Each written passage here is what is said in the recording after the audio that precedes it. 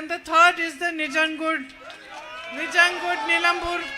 Nilambur railway line. മൂന്ന് പ്രശ്നങ്ങളാണ് ഗൗരവകരമായി നമ്മൾ പരിഹരിക്കേണ്ടത്.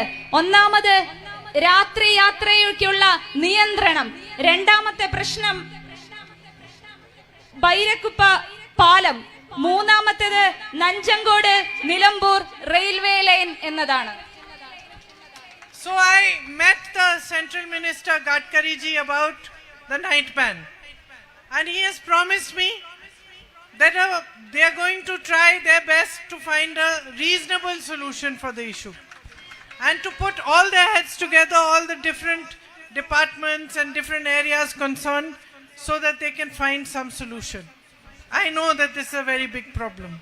രാത്രി യാത്ര നിയന്ത്രണ പ്രശ്നവുമായി ബന്ധപ്പെട്ട് ഞാൻ കേന്ദ്രമന്ത്രിയുമായി നിരന്തരം സംസാരിച്ചു. എങ്ങനെയാണ് നമ്മുടെ നാട്ടിലെ നിത്യജീവിതത്തെ ബാധിക്കുന്ന ഈ പ്രശ്നത്തിന് ഒരു പരിഹാരം കാണുക എന്ന് കൃത്യമായ പ്രായോഗിക നടപടികൾ സ്വീകരിച്ചുകൊണ്ട് നമ്മൾ മുന്നോട്ട് പോകും. I had written to the concerned ministers about the Bairakuppa bridge, but I myself went and visited there some time back, and I saw myself what the issue is. So after the first few letters that I had written, a reassessment was done, and the road which was on the Karnataka side, which was passing through the forest land, they decided to divert that 1 kilometer through land which is not forest land. So that is a matter now that seems to be finding resolution soon, because now the Karnataka side is no longer going through forest land, so it should no longer be a big issue to grant that the permission for that 1 kilometer road. Once that permission is granted, then it will be possible for the bridge to be built. Bairakuppa പാലത്തിന്റെ കാര്യവും ഇതുപോലെ തന്നെ ഞാൻ കേന്ദ്രമന്ത്രിയുമായി നിരന്തരം സംസാരിച്ചു. അതുപോലെ തന്നെ അവിടെ നേരിട്ട് സന്ദർശിച്ച് കാര്യങ്ങൾ മനസ്സിലാക്കിയപ്പോഴാണ് കർണാടകയുമായി അതിർത്തി പങ്കിടുന്ന മേഖലയിൽ 1 കിലോമീറ്ററോളം വനം വകുപ്പ് ഏറ്റെടുക്കുന്ന പ്രശ്നങ്ങൾ പരിഹരിച്ച് മുന്നോട്ട് പോയാലാണ് നമുക്കത് പ്രായോഗികമായി വിജയിപ്പിക്കാൻ സാധിക്കുക.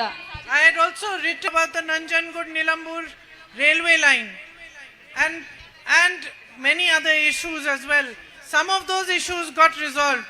This Nanjangud Nilambur railway line issue, they are redoing the DPR for it now, so hopefully that is also in process. Nanjangud Nilambur railway പാതയെ കുറിച്ചും കേന്ദ്ര ഗവൺമെന്റിനോടും കേന്ദ്രമന്ത്രിയോടും ഞാൻ നിരന്തരം സംസാരിച്ചിട്ടുണ്ട്. DPR ലൈനുമായ പ്രശ്നങ്ങൾ പരിഹരിച്ചാൽ അതും നമുക്ക് പ്രാവർത്തികമാക്കാൻ വിജയിപ്പിക്കാൻ സാധിക്കും. Now man-animal conflict is a big issue as well. It's a problem due to which many people get killed every year, and also a lot of farmers are losing their crops. ഏറ്റവും വലിയ മറ്റൊരു പ്രശ്നം എന്ന് പറഞ്ഞാൽ മനുഷ്യ വന്യമൃഗ സംഘർഷമാണ്. മനുഷ്യരുടെ ജീവൻ, കർഷകരുടെ ജീവൻ നഷ്ടപ്പെടുന്ന ഈ പ്രശ്നം നമ്മൾ ഗൗരവകരമായി നേരിടണം.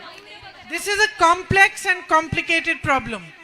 So if I were to tell you standing here that this problem will be easily resolved, it would not be the truth. ഇത് എളുപ്പമായിട്ടുള്ള ഒരു ചെറിയ വിഷയമല്ല, വളരെ സങ്കീർണമായ ഒരു വിഷയമാണ്. ഞാൻ നിങ്ങളോട് അത് നമുക്ക് എളുപ്പത്തിൽ പരിഹരിക്കാമെന്ന് പറഞ്ഞാൽ അത് സത്യമല്ല.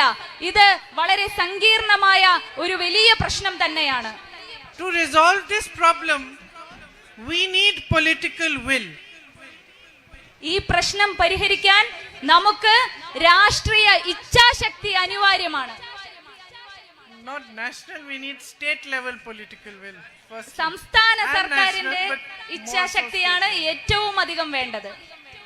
And one of the main frustrations I have as your MP is that at every step I can do this much work, but I need cooperation of the state government and the central government to be able to do more work for you. നിങ്ങളുടെ ജനപ്രതിനിധി എന്ന രീതിയിൽ എൻ്റെ പരിഭവം, എൻ്റെ പ്രധാനപ്പെട്ട ഒരേ ഒരു പരാതി എന്ന് പറഞ്ഞാൽ ഈ വികസന പ്രവർത്തനങ്ങൾ മുന്നോട്ട് കൊണ്ടുപോകാൻ, പൂർത്തീകരിക്കാൻ എനിക്ക് സംസ്ഥാന സർക്കാരിന്റെ പിന്തുണ ലഭിക്കുന്നില്ല. കേന്ദ്ര സർക്കാരും സംസ്ഥാന സർക്കാരും വികസന മുടക്കികളായി എൻ്റെ മുൻപിൽ നിൽക്കുന്നു എന്നത് ഒരു യാഥാർത്ഥ്യമാണ്. So as an MP in the opposition, or indeed for Balakrishna ji, who is also in the opposition as an MLA, it becomes difficult for us if the cooperation of the state government and central government is not there. പ്രതിപക്ഷത്തിരിക്കുന്ന ഒരു MP ആയ ഞാനും പ്രതിപക്ഷ MLA ആയ IC Balakrishna ജിയുമെല്ലാം നേരിടുന്നത് ഈ ഭരണകൂടത്തിന്റെ വികസന വിരുദ്ധ വെല്ലുവിളി തന്നെയാണ്. We feel almost like it's a tragedy, a wasted opportunity that so many things can be done, but we don't have that cooperation to get them done. എത്രയോ വലിയ വലിയ വികസന പദ്ധതികൾ, എത്രയോ ക്ഷേമ പ്രവർത്തനങ്ങൾ നമുക്ക് നിർവഹിക്കാൻ സാധിക്കുമെന്നുള്ളത് പച്ചയായ ഒരു യാഥാർത്ഥ്യമാണ്. എന്നാൽ ഈ സർക്കാരുകൾ അവരുടെ കക്ഷി രാഷ്ട്രീയ ലാഭത്തിന് വേണ്ടി വികസനത്തിന് തടസ്സം നിൽക്കുന്നത് നമ്മൾ വിചാരിക്കുന്നതിലും അപ്പുറമാണ്. വളരെ ദൗർഭാഗ്യകരമാണ്. On the man-animal conflict, unless all the different stakeholders, forest department, state government, whatever rules have to be made by the national government, us of politicians of different parties, the community, the environmentalists, unless everybody works together, it's a difficult problem to resolve. And to get everybody to work together, as I said, we need political will. Otherwise, they remain political issues. Otherwise, we will protest when there's an LDF government. They will protest when there's a UDF government, but your issue will not get resolved. ഈ വന്യജീവി സംഘർഷം, മനുഷ്യ വന്യജീവി സംഘർഷം എന്ന് പറയുന്നത് ഒരു സങ്കീർണ പ്രശ്നമാണ്.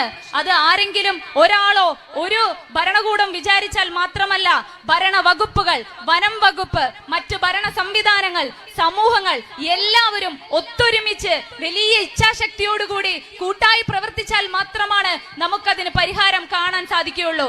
അല്ലാത്ത പക്ഷം LDF ഉള്ളപ്പോൾ UDF-ഉം UDF ഉള്ളപ്പോൾ LDF-ഉം പരസ്പരം പഴിചാരുന്ന കക്ഷി രാഷ്ട്രീയ വിരോധം തീർക്കാൻ മാത്രം ഉപയോഗിക്കുന്ന ഒരു വിഷയമായി ഇത് നിലനിൽക്കും.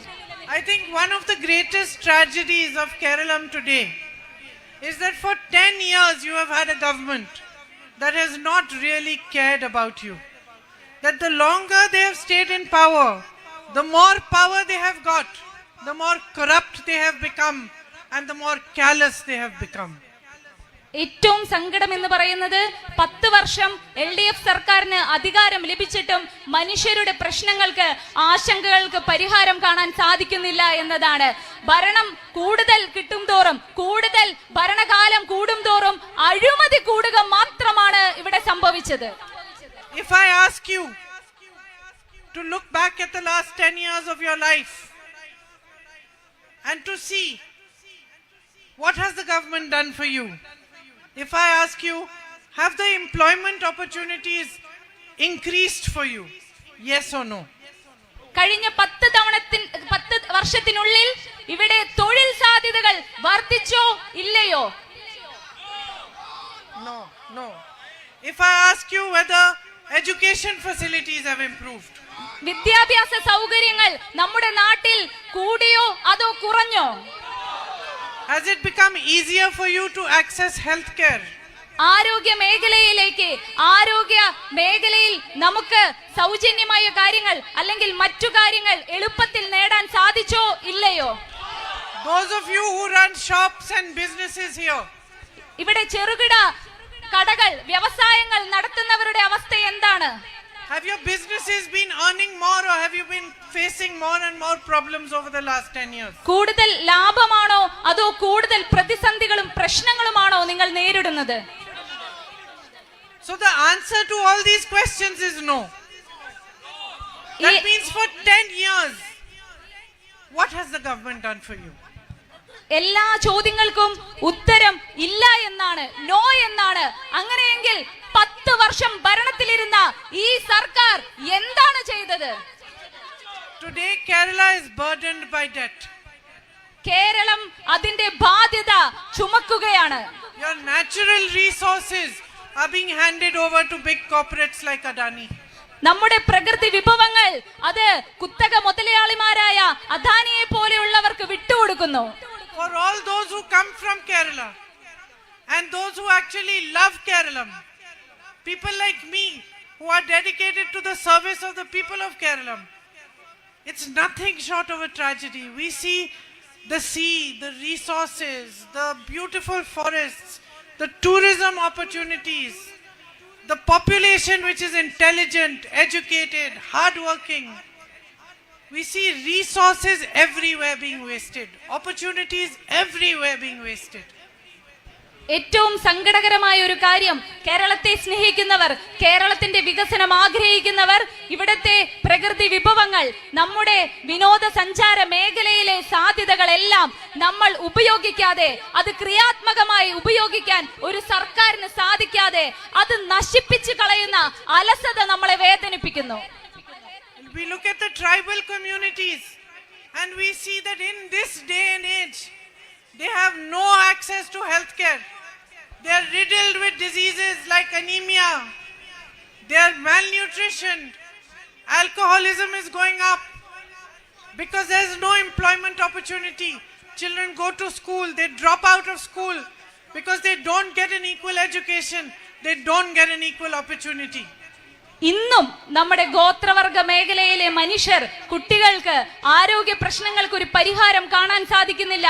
അവരെല്ലാവരും പോഷകാഹാര കുറവ് കൊണ്ട് അനീമിയ പോലെയുള്ള രോഗങ്ങൾ അവരെ പിടിമുറുക്കിയിരിക്കുന്നു. വിദ്യാഭ്യാസ മേഖലയുടെ ഉയർച്ചയിലേക്ക് അവർക്ക് ഈ കാലത്തും നടന്നു നീങ്ങാൻ സാധിച്ചിട്ടില്ല. മദ്യപാനം പോലെ, ലഹരിയുടെ ഉപയോഗം പോലെ ഒരിക്കലും അടിമപ്പെടാൻ പാടില്ലാത്ത കാര്യങ്ങളിലേക്ക് ആ സമൂഹം വഴിതെന്നി പോയിട്ടുണ്ടെങ്കിൽ ഒരു സർക്കാരിന് അവർക്ക് കൃത്യമായ ദിശ കാണിച്ചു കൊടുക്കാൻ സാധിക്കാത്തത് കൊണ്ടാണ്. Their beautiful traditions, which are the foundation of humankind, their languages, their culture is all slowly dying out. നമ്മുടെ മനുഷ്യവർഗത്തിന്റെ അടിസ്ഥാനമായ മനോഹരമായ പൈതൃകം, അതിമനോഹരമായ സംസ്കാരം എല്ലാം ഇവിടെ നശിച്ചു പോകുന്നു, അല്ലെങ്കിൽ അതിനെ പൂർണ്ണതോതിൽ സംരക്ഷിക്കാൻ സാധിക്കാതെ വരുന്നു. The Forest Right Act is there to protect you, but it's not being used correctly. It's not being implemented. Thousands and thousands of applications are lying there without anybody looking at them. Forest act നമ്മുടെ നന്മയ്ക്കുള്ളതാണ്, പക്ഷെ അത് കൃത്യമായി നടപ്പിലാക്കാൻ ഇവിടെ സർക്കാർ മുൻകൈ എടുക്കുന്നില്ല. ആയിരക്കണക്കിന് അപേക്ഷകളാണ് ഇപ്പോഴും വനം വകുപ്പിൽ കെട്ടിക്കിടക്കുന്നത്. From the central government, you have an attack on minorities. You have policies like the FCRA new policy, through which charities run by Christian organizations are virtually going to have to come to an end. കേന്ദ്ര സർക്കാരിന്റെ നയങ്ങൾ എത്രയോ ന്യൂനപക്ഷ വിരുദ്ധമാണ്. നമ്മുടെ FCRA നിയമ ഭേദഗതി സാമൂഹിക അല്ലെങ്കിൽ ജീവകാരുണ്യ മേഖലയിൽ സന്നദ്ധ പ്രവർത്തനങ്ങൾ നടത്തുന്ന സംഘടനകളെ തകർക്കാൻ വേണ്ടിയുള്ളതാണ്. I have worked with Mother Teresa's sisters for many years. I have seen with my own eyes the dedication and the love with which they treat people, picking people up from the streets, people who have maggots eating their wounds, little children who don't have parents. And when I go and meet them now, they tell me that they have tax raids in the middle of the night with officers coming into their parlors, people harassing them for documentation, for all sorts of things, only so that they can have an excuse to shut them down. പ്രിയപ്പെട്ടവരെ, ഞാൻ എന്റെ കണ്ണുകൊണ്ട് കണ്ടിട്ടുണ്ട് തെരുവില് ചേരികളിൽ എറിയപ്പെട്ട മനുഷ്യരെ എടുത്തുകൊണ്ടുവന്ന് ശുശ്രൂഷ കൊടുക്കുന്ന ജീവകാരുണ്യ സ്ഥാപനങ്ങൾ, അനാഥമാക്കപ്പെട്ട കുഞ്ഞുങ്ങൾക്ക് ആലയമായി ഒരു സംരക്ഷണം തീർക്കുന്ന ജീവകാരുണ്യ സ്ഥാപനങ്ങൾ. എന്നാൽ ഇതുപോലെയുള്ള കേന്ദ്ര സർക്കാരിന്റെ ന്യൂനപക്ഷ വിരുദ്ധ നിയമങ്ങൾ കൊണ്ട് അവര് ശ്വാസം മുട്ടുകയാണ്. മറ്റ് ഡോക്യുമെന്റേഷനും മറ്റ് പേപ്പർ വർക്സിന്റെയും പേരിൽ അവരെ ഭീകരമായി അവരെ വേട്ടയാടുന്നത് കൊണ്ട് ആ സ്ഥാപനങ്ങൾ അടച്ചുപൂട്ടലിന്റെ വക്കിലെത്തി നിൽക്കുന്നു. While all this is happening, instead of supporting you, instead of giving you better means for your livelihood, the state government is busy making deals with the BJP. ഈ പ്രശ്നങ്ങളൊക്കെ നടക്കുമ്പോൾ നമ്മളെ ചേർത്ത് പിടിക്കേണ്ട, മലയാളികളെ സംരക്ഷിക്കേണ്ട സർക്കാർ അതൊന്നും തിരിഞ്ഞു നോക്കാതെ അവരുടെ ശ്രദ്ധ മുഴുവൻ BJPയുമായി ഡീലുണ്ടാക്കുക, BJPയുമായി രാഷ്ട്രീയ കച്ചവടം നടത്തുക എന്നതിലേക്കായി. It's so obvious that the whole of Kerala can see it. ഉറപ്പാണ്, കേരളത്തിലെ ഒരു മനുഷ്യ കുഞ്ഞിന്, ഒരു കൊച്ചുകുട്ടിക്ക് പോലും BJPയുമായിട്ടുള്ള CPMന്റെ ബന്ധം വ്യക്തമായി അറിയാം. The LDF leadership has become corrupt. It has been corrupt for a long time now. And because of this corruption, to save themselves from any consequences, they are now tying up with the BJP. LDF government അഴിമതിയിൽ മുങ്ങിക്കുളിച്ച് നിൽക്കുകയാണെന്നുള്ള കാര്യത്തിൽ ആർക്കും സംശയമില്ല. അതിൽ നിന്ന് രക്ഷപ്പെടാൻ, അവരുടെ അധികാര കസേര നിലനിർത്താൻ വേണ്ടി അവർ BJPക്ക് കൈകൊടുത്തിരിക്കുന്നു. On the other hand, you have Narendra Modi ji, whose name is coming in the Epstein files, whose great friend Adani is being prosecuted in America, and so he is bowing down before America, he is bowing down before Israel. മറുവശത്ത് ഈ രാജ്യത്തിന്റെ പ്രധാനമന്ത്രി ലൈംഗിക ആരോപണങ്ങൾ ഉൾപ്പെടുന്ന Epstein ഫയലുകളിൽ പേരുള്ള പ്രധാനമന്ത്രി അമേരിക്കയ്ക്ക് മുൻപിൽ തലകുനിച്ച് നിൽക്കുന്നു. അദ്ദേഹത്തിന്റെ പ്രിയപ്പെട്ട സുഹൃത്ത് അമേരിക്കയിൽ കേസുകൾ നേരിടുന്നതിന്റെ ഭാഗമായിട്ടാണ് നമ്മുടെ പ്രധാനമന്ത്രി രാജ്യത്തിന്റെ ആത്മാഭിമാനത്തെ പോലും പണയം വെച്ചുകൊണ്ട് അമേരിക്കയുടെ മുൻപിൽ തലകുനിച്ച് നിൽക്കുന്നത്. So you have a war in the Middle East, and you have lakhs and lakhs of your brothers and sisters, your sons and daughters, who have gone there to find employment because of lack of opportunities created over here. You have lakhs and lakhs of people from Kerala stuck in the Middle East today, and no plan by any government to give them any safety, any security or any route back home. ഇവിടെ കൃത്യമായ തൊഴിൽ സാധ്യതകൾ ഇല്ലാത്തതുകൊണ്ട്, മാന്യമായ വേതനം ലഭിക്കാത്തതുകൊണ്ട് മാത്രം ഈ നാട് വിട്ട് പലായനം ചെയ്യപ്പെട്ട മധ്യപൂർവ്വ ഏഷ്യയിൽ മറ്റ് വിദേശ രാജ്യങ്ങളിൽ യുദ്ധ സാഹചര്യത്തിൽ അവിടെ കുടുങ്ങിക്കിടക്കുന്ന ലക്ഷക്കണക്കിന് നമ്മുടെ പ്രിയപ്പെട്ടവരെ സുരക്ഷിതമായി തിരിച്ചെത്തിക്കാനോ അവരുടെ ആശങ്കകൾക്ക് പരിഹാരം കാണാനോ രണ്ട് സർക്കാരുകളും ശ്രമിക്കുന്നില്ല. Instead, we have a coward leading us in the center and a coward leading us in the state. പകരം കേന്ദ്രത്തിൽ നമ്മളെ ഒരു ഭീരു ഭരിക്കുന്നു, കേരളത്തിലും നമ്മളെ ഒരു ഭീരു ഭരിക്കുന്നു. What you need today more than anything else is leaders who stand up for you, leaders who speak about the problems that actually affect you, leaders who work hard to resolve those problems, and leaders who have the guts to fight for India, to fight for Kerala. ഈ പ്രതിസന്ധി കാലഘട്ടത്തിൽ കേരളത്തിന് ആവശ്യം നമുക്ക് വേണ്ടി നിലപാട് സ്വീകരിക്കാൻ ആർജവമുള്ള, ധൈര്യമുള്ള ഒരു നേതൃനിരയാണ്. നമ്മുടെ വിഷയങ്ങളെ ഏറ്റെടുത്ത് സംസാരിക്കാൻ കഴിവുള്ള ഒരു നേതൃത്വത്തെയാണ്. You need leaders with a vision, leaders who understand, political parties who understand what Kerala needs today to move forward, to give a brighter future to the youth of Kerala. കേരളത്തിന്റെ യുവാക്കൾക്ക്, വരും തലമുറയ്ക്ക് ഒരു നല്ല നാളെയെ, വരും നാളുകളെ സമ്മാനിക്കാൻ ദിശാബോധമുള്ള, കാഴ്ചപ്പാടുള്ള ഒരു രാഷ്ട്രീയ പാർട്ടിയെയും നേതൃനിരയെയുമാണ് നമുക്ക് അടിയന്തരമായി ആവശ്യം. Neither do you need corrupt politics, nor do you need communal politics. നമുക്ക് അഴിമതിയിൽ മുങ്ങിയ രാഷ്ട്രീയവും വേണ്ട, നമുക്ക് വർഗീയത ഉപയോഗിക്കുന്ന രാഷ്ട്രീയവും വേണ്ട. You need a politics of development. And standing here in front of you, I want to tell you that the UDF and its leadership is fully prepared. It is experienced, it is competent, and it knows how to give you a government with a vision, a government that will move Kerala forward and into a phase of development and prosperity. നിങ്ങളുടെ മുൻപിൽ നിന്നുകൊണ്ട് ഞാൻ ഉറപ്പിച്ചു പറയുന്നു, വികസനം ചർച്ച ചെയ്യുന്ന, വികസനത്തിന് വേണ്ടി ചുവടുവെപ്പുകൾ നടത്താൻ സാധിക്കുന്ന, അത് വിജയിപ്പിക്കാൻ സാധിക്കുന്ന ആശയമുള്ള, ദീർഘവീക്ഷണമുള്ള ഐക്യ ജനാധിപത്യ മുന്നണിയുടെ ഒരു സർക്കാർ രൂപീകരിക്കാനുള്ള ഒരു സംവിധാനം സജ്ജമാക്കിക്കൊണ്ടാണ് നമ്മൾ ഇവിടെ നിൽക്കുന്നത്. As conscientious citizens of Kerala, as mothers and fathers, people who want a good future for their children, you have a great responsibility, a great duty towards your state today. നിങ്ങളുടെ മക്കൾക്ക്, നമ്മുടെ അടുത്ത തലമുറയ്ക്ക് നല്ലൊരു ഭാവി, നല്ല സമാധാനപൂർണമായ ഒരു അന്തരീക്ഷം വേണമെങ്കിൽ നമ്മൾ വലിയ ഉത്തരവാദിത്തം, ഗൗരവമുള്ള ഒരു ഉത്തരവാദിത്തം ഏറ്റെടുക്കേണ്ടതുണ്ട്.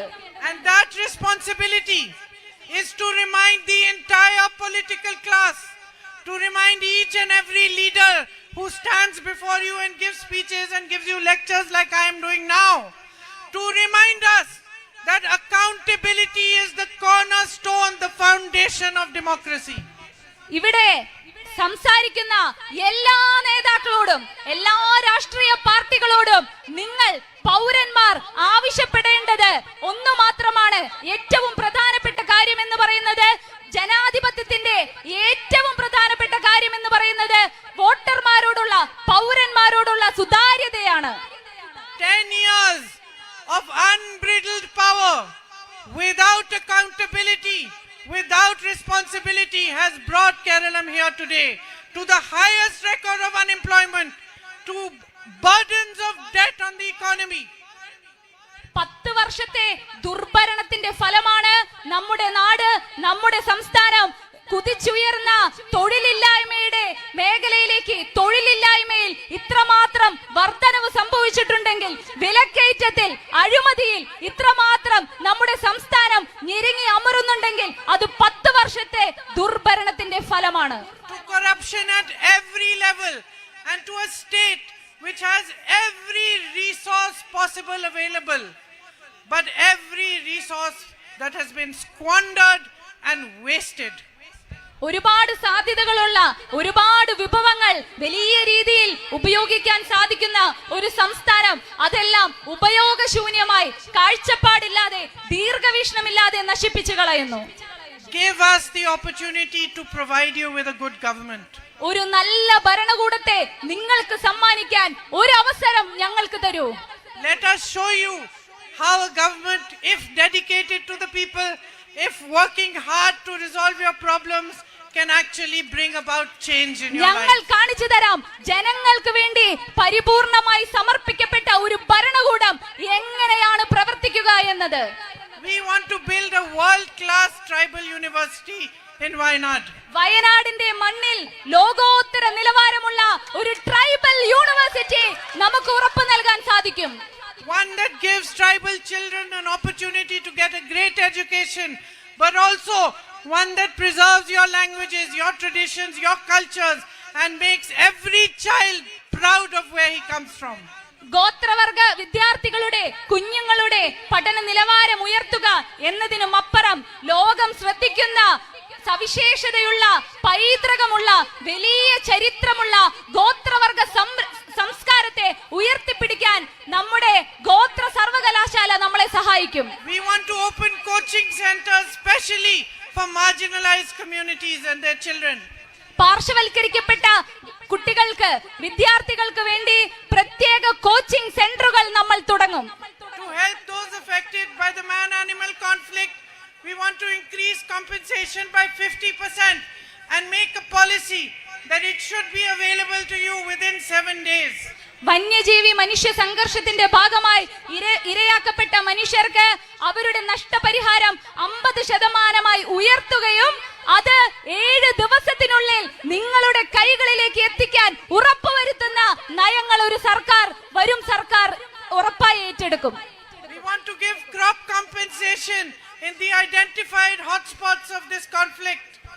ഈ സംഘർഷങ്ങൾ ഉണ്ടാകുന്ന സങ്കീർണമായ മേഖലയിൽ നശിപ്പിക്കപ്പെട്ട്, ഇല്ലാതാക്കപ്പെട്ട, നഷ്ടം സംഭവിച്ച കൃഷി ഉൽപ്പന്നങ്ങൾക്ക് ഇൻഷുറൻസ് നൽകുന്നതായിരിക്കും. And because we understand how difficult these 10 years have been, we want to give you some extra support in the way of our 5 guarantees to be able to face the problems that you are facing these days. 10 വർഷമായി വലിയ രീതിയിൽ ബുദ്ധിമുട്ടുന്ന ഒരു ജനതയ്ക്ക് ഒരു ആശ്വാസം എന്ന പോലെ, ഒരു തുടക്കം എന്ന പോലെ UDF സർക്കാർ 5 ഗ്യാരണ്ടികൾ നിങ്ങൾക്ക് ഉറപ്പു നൽകുന്നു. The first of these guarantees is bus travel free for all women across Kerala. ഒന്നാമത്തെ ഗ്യാരണ്ടി എന്ന് പറയുന്നത് കേരളത്തിലെ മുഴുവൻ സ്ത്രീകൾക്കും KSRTC ബസ്സുകളിൽ സൗജന്യ യാത്ര ഉറപ്പുവരുത്തും. The second is 1,000 rupees per month for all college going girls. രണ്ടാമത്തേത് എല്ലാ കോളേജ് വിദ്യാർത്ഥിനികൾക്കും 1000 രൂപ സ്കോളർഷിപ്പ് നൽകും. The third is 3,000 rupees per month welfare pension for senior citizens and a ministry specially for senior citizens. മൂന്നാമത്തേത് എന്ന് പറയുന്നത് ക്ഷേമ പെൻഷനുകൾ മുതിർന്ന പൗരന്മാർക്ക് 3000 രൂപയായി ഉയർത്തുന്നതോടൊപ്പം തന്നെ അവരുടെ ആകുലതകൾ, അവരുടെ വാർദ്ധക്യകാലത്തെ അവരുടെ ആശങ്കകൾ അകറ്റുന്നതിന് വേണ്ടി മുതിർന്ന പൗരന്മാർക്ക് വേണ്ടി പ്രത്യേക വകുപ്പ് ആരംഭിക്കും. The fourth is 5 lakhs rupees of an interest-free loan to those young people young men and women who want to open their own businesses. അഞ്ചാമത്തെ എന്ന് പറയുന്നത് നമ്മുടെ നാട്ടിലെ പ്രതീക്ഷ നശിച്ച യുവാക്കളെ കൈപ്പിടിച്ചുയർത്തുന്നതിന് വേണ്ടി 5 ലക്ഷം പലിശരഹിത വായ്പ സ്റ്റാർട്ടപ്പ് ലോണുകളായി നമ്മൾ നൽകും. The fifth is a scheme that the Congress party implemented successfully in Rajasthan when we were in government. അഞ്ചാമത്തത് എന്ന് പറയുന്നത് രാജസ്ഥാനിൽ നമുക്ക് ഉണ്ടായപ്പോൾ നമ്മൾ പ്രഖ്യാപിക്കുകയും വിജയിപ്പിച്ചു കാണിക്കുകയും ചെയ്ത ഒന്നാണ്. This 25 lakhs health insurance for every household, which means that up to 25 lakh rupees, any medical expenditure, whether it is for a surgery, for medical tests, for medicines, will be free for you. ആരോഗ്യ ചികിത്സാ രംഗത്ത് ശസ്ത്രക്രിയ ആയിക്കോട്ടെ, മറ്റ് ആരോഗ്യ പ്രശ്നങ്ങളായിക്കോട്ടെ, ഓരോ കുടുംബത്തിനും 25 ലക്ഷം രൂപയുടെ ആരോഗ്യ പരിരക്ഷ ഇൻഷുറൻസ് UDF ഗവൺമെന്റ് ഉറപ്പുവരുത്തും. But aside from these guarantees, what we want to provide for you is a government that listens. എല്ലാത്തിലും അപ്പുറം, ഈ ഗ്യാരണ്ടികൾക്കെല്ലാം അപ്പുറം നമുക്ക് തരാൻ ആഗ്രഹിക്കുന്നത് നിങ്ങളെ കേൾക്കുന്ന, നിങ്ങളെ ശ്രവിക്കുന്ന ഒരു സർക്കാരിനെയാണ്. And a government that cares. നമ്മളെ കുറിച്ച് ആശങ്കപ്പെടുന്ന, നമ്മളെ ചേർത്ത് പിടിക്കുന്ന, പരിപാലിക്കുന്ന ഒരു സർക്കാർ. My sisters here who are Asha and Anganwadi workers, they know, they protested for months and months before the government even bothered to listen to them. And finally, only before the elections, they got a hearing. ഇവിടെയുള്ള എന്റെ സഹോദരിമാരിൽ ആശാ വർക്കർമാരായ, അംഗൻവാടി ജീവനക്കാരായവർക്കറിയാം, മാസങ്ങളോളം നിങ്ങൾ ആത്മാഭിമാനത്തിന് വേണ്ടി, minimum വേതനത്തിന് വേണ്ടി നിങ്ങൾ പോരാടി. Please remember that India is a democracy. In a democracy, power belongs to you. It is your right to ask questions. It is your right to protest. It is your right to demand better wages. And nobody should put you down when you do so. ഒരു കാര്യം പ്രിയപ്പെട്ടവരെ നമ്മൾ മറക്കാതിരിക്കുക, India എന്ന് പറയുന്നത് ഒരു ജനാധിപത്യ രാജ്യമാണ്. ആ ജനാധിപത്യ രാജ്യത്ത് അധികാരം എന്നത് പൗരന്റെ കയ്യിലാണ്. നമ്മുടെ വോട്ടവകാശമാണ് ഈ രാജ്യത്തെ ഏറ്റവും വലിയ ശക്തി. The power that anybody has, any elected representative, all of us standing here on this stage, has been given and gifted by you. It does not belong to them, it belongs to you. ഏത് രാഷ്ട്രീയ party ആയിക്കോട്ടെ, ഈ വേദിയിൽ നിന്ന് സംസാരിക്കുന്ന ഞങ്ങൾ ഉൾപ്പെടുന്ന ആരുമായിക്കോട്ടെ, ഞങ്ങളുടെ കയ്യിലുള്ള അധികാരം അത് നിങ്ങൾ ഞങ്ങൾക്ക് നൽകിയതാണ്. നിങ്ങൾ നൽകിയത് കൊണ്ട് മാത്രമാണ് ഞങ്ങൾ അധികാരത്തിലിരിക്കുന്നത്. And I am here to ask each one of you, all my sisters and brothers standing here, to remember this and respect your own power. Don't give it away without thinking. Think through your vote. Understand what is being done for you. Give your vote in your own interest. ആലോചിക്കാതെ, ചിന്തിക്കാതെ ഏറ്റവും വലിയ പൗരാവകാശമായ വോട്ടവകാശം നമ്മൾ ഒരിക്കലും നഷ്ടപ്പെടുത്തരുത്. കൃത്യമായി വ്യക്തതയോടുകൂടി കാര്യങ്ങൾ പഠിച്ചുകൊണ്ട് വോട്ടവകാശം ഉപയോഗിച്ച് ശരിയായി നയിക്കുന്നവരെ ഭരണത്തിലേറ്റുക. The UDF wants to bring in a government of political leaders who have a deep understanding of this truth. ഈ ജനാധിപത്യ സത്യത്തെ കുറിച്ച് ആഴത്തിൽ ധാരണയുള്ളവരാണ് ഐക്യ ജനാധിപത്യ മുന്നണിയുടെ നേതൃത്വം. Leaders who respect democracy, who respect equality, and who respect each one of you. ജനാധിപത്യത്തെ ബഹുമാനിക്കുന്നവർ, സമത്വത്തെ, തുല്യതയെ ബഹുമാനിക്കുന്നവർക്ക് മാത്രമാണ് സാധാരണ പൗരനെ അതേ ഗൗരവത്തിൽ ബഹുമാനിക്കാൻ സാധിക്കുകയുള്ളൂ. So help us to set up such a government for you and to provide you with a better future. അതുകൊണ്ട് സഹായിക്കുക. നാളെ നമുക്ക് നല്ല അടുത്ത തലമുറയ്ക്ക് വേണ്ടി നല്ല നാളെയെ സൃഷ്ടിക്കുന്നതിന് വേണ്ടി നമുക്ക് ഭരണത്തിലേറണം. For me as your MP, it will be a great support to have a government in the state. I will be able to get so much more work done for you. ഒരു MP എന്ന നിലയിൽ ഒരു സംസ്ഥാന സർക്കാർ, കോൺഗ്രസ് ഭരിക്കുന്ന, UDF ഭരിക്കുന്ന ഒരു സർക്കാർ കൂടി ഉണ്ടെങ്കിൽ എനിക്ക് എത്രമാത്രം കാര്യങ്ങളാണ് കൂടുതൽ ഊർജത്തോടുകൂടി, കൂടുതൽ ക്രിയാത്മകമായി നിങ്ങൾക്ക് വേണ്ടി ചെയ്യാൻ സാധിക്കുക. So please support IC Balakrishna ji in this election. make a UDF government in the state. And I hope to see you all again very soon once we have a government with lots of new things for you and lots of potential and lots of good new schemes that help you to live an easier and happier life. പ്രിയപ്പെട്ടവരെ, IC ബാലകൃഷ്ണനെ അധികാരത്തിൽ വീണ്ടും MLA ആക്കിക്കൊണ്ട് UDFന്റെ സർക്കാരിനെ അധികാരത്തിലേറ്റിയുകൊണ്ട് നമുക്ക് ഒന്നിച്ച് പുതിയ പദ്ധതികൾക്ക് രൂപം കൊടുക്കാം, പുതിയ വികസന പദ്ധതികൾ പ്രാവർത്തികമാകാം, നമുക്ക് ഒന്നു ചേർന്ന് മുന്നേറാം. Thank you. ജനാധിപത്യ മുന്നണിയുടെ പ്രിയപ്പെട്ട ബഹുമാനപ്പെട്ട നേതാക്കളെ, നമ്മുടെ സാരഥി IC ബാലകൃഷ്ണൻ MLA കർണാടകയിൽ നിന്ന് എത്തിച്ചേർന്നിരിക്കുന്ന മുഴുവൻ